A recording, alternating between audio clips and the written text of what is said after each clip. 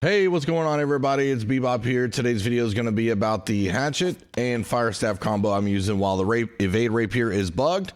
This Hatchet combo is absolutely nasty. I've made a video about it before, but this is with a little bit of a change, and you're actually going to do more damage.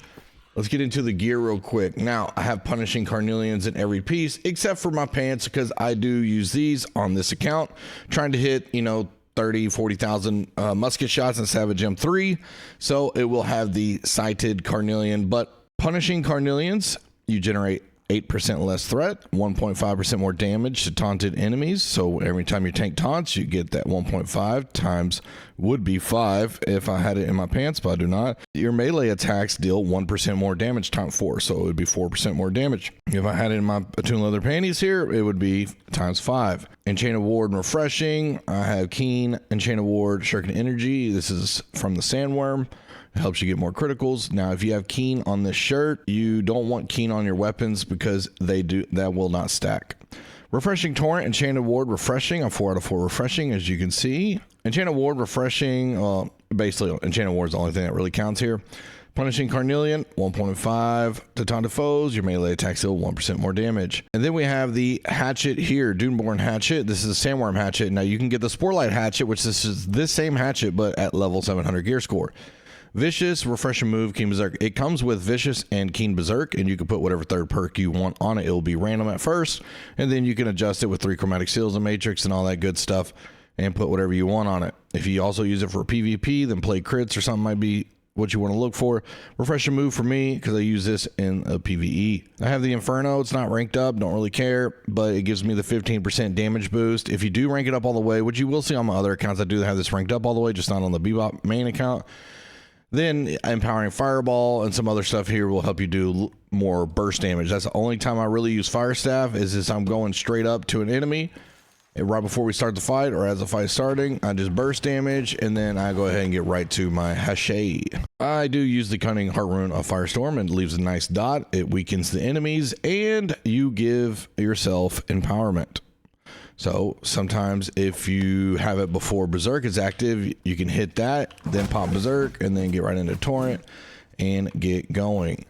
Now, on this Hatchet, I forgot to mention, I do have the Moonstone in here. 20% more damage while all your active weapon abilities are on cooldown. As you can see there, my weapons are on cooldown.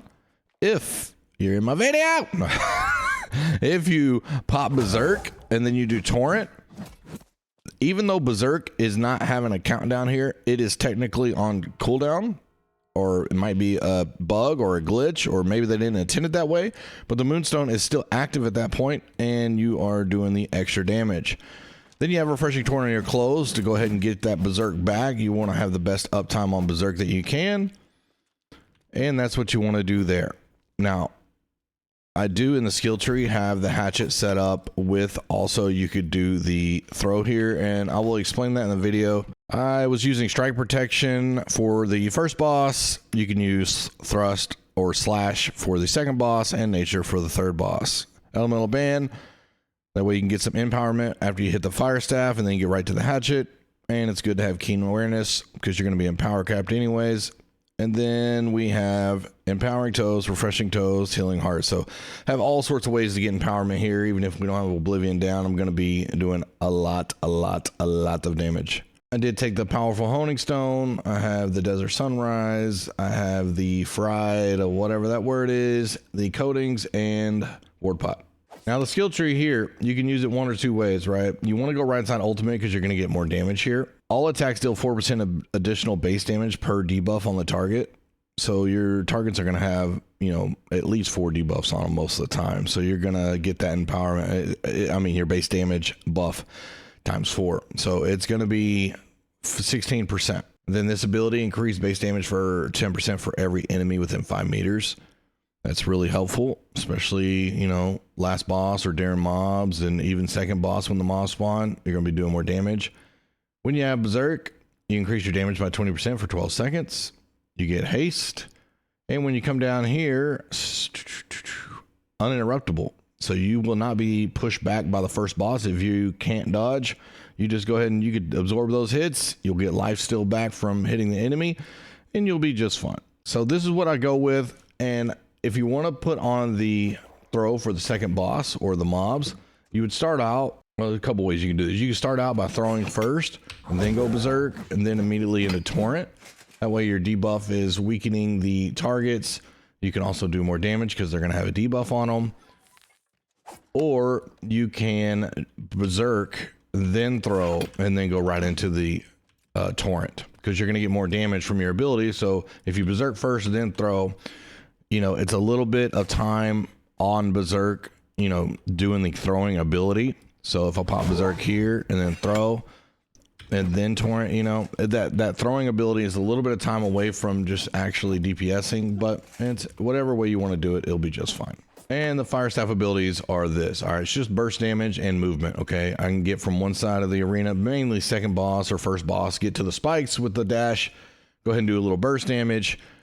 Same thing with the second boss. I can dash to the mobs, do some burst damage, and then immediately get right back to the Hatchet. And that's what I got on there, just to try to do some quick damage. I'm not going to be sitting there spamming heavies or anything, but basically if I see the mob spawning, I'm going to dash to them.